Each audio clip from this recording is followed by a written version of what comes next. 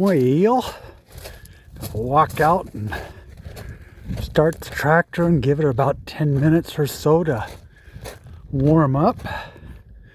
Still got to put gravel on this walkway.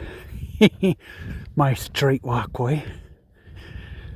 Gonna try and get the other trench done today.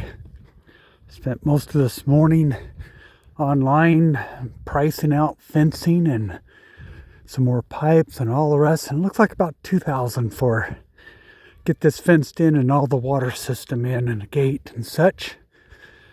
So it's 29 degrees out right now, and I'm in pajamas and such, but very soon I will be dressed.